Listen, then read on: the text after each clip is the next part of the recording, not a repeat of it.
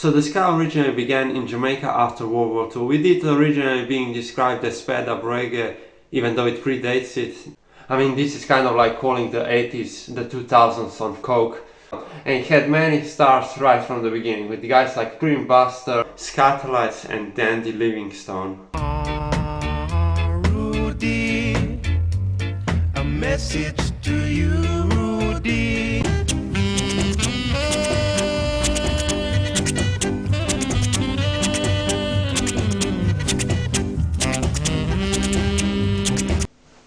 Okay, so ska guitar isn't anything particularly complicated, so as far as the rhythm goes, it's basically all up, down, up, down. When you go for the downstroke, you mute all the strings, and when you go for the upstroke, you press up, so it basically ends up like this.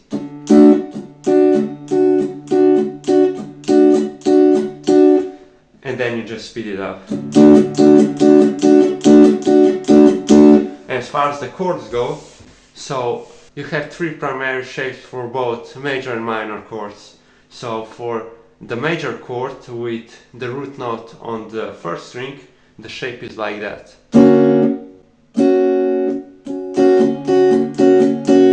And if we wanted to play a D chord, we would play it somewhere here. And then we have our major chord with the root note on the second string, and the shape is like that. So this is the D chord in that case.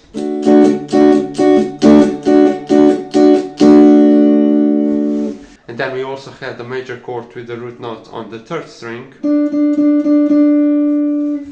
And again, if we wanted to play a D chord, we would play it right here.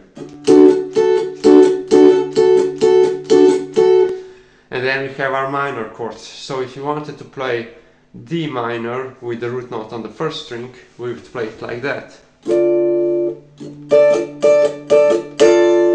If we wanted to play D minor with the root note on the second string, we would play it right here. You know, it's like Pink Floyd, Another Brick in the Wall.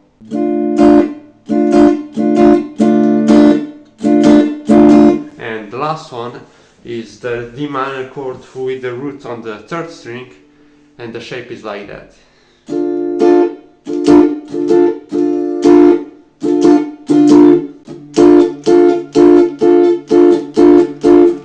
So yeah, this is basically it as far as the ska guitar goes. And this genre would do very well in the northern England, where subcultures such as mods and skinheads would adapt their music to their lifestyle. And this would basically lead to the second wave of ska revival, two-tone, however you may know it, with bands such as The Specials,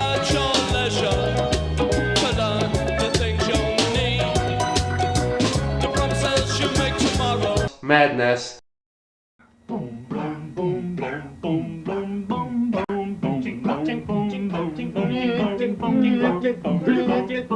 The Beat, or the English Beat if you're American,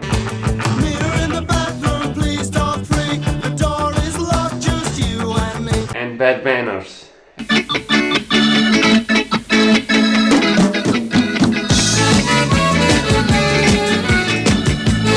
So Madness was kind of the most commercially successful. Actually not kind of, they were above all of them basically as far as the commercial success goes, with hits such as One Step Beyond, Night Boat to Cairo,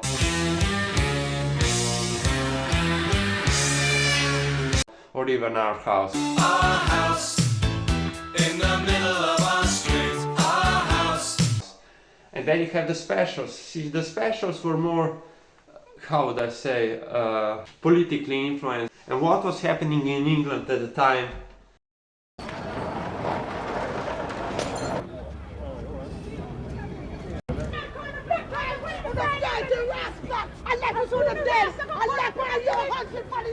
So basically songs like Ghost Town were made to represent that Thatcher era of England. Then you have the beat. I mean, they are called the English Beat if you're American, because apparently there's another band called the Beat there. I don't know. So the Beat kind of adopted this more new wave sound. You can especially hear it on their singles such as Mirror in the Bathroom. Mirror in the bathroom, please don't freak. The door is locked. And you also had other groups such as Bad Manners and Body Snatchers. Fuck you! But the most important thing is these groups stayed quite closely to the original ska that originated from Jamaica, which you can't say about the third wave ska.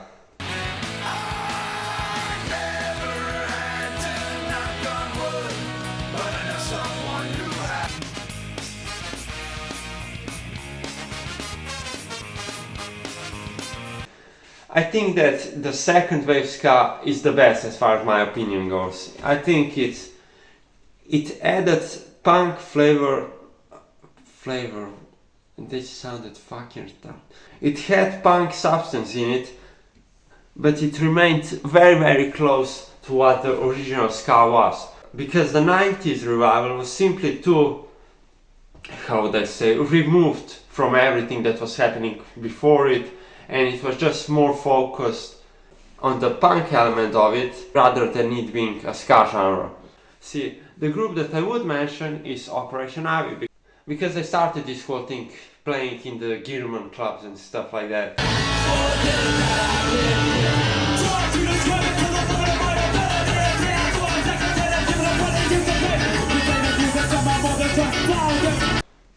Okay, I think that's enough for today.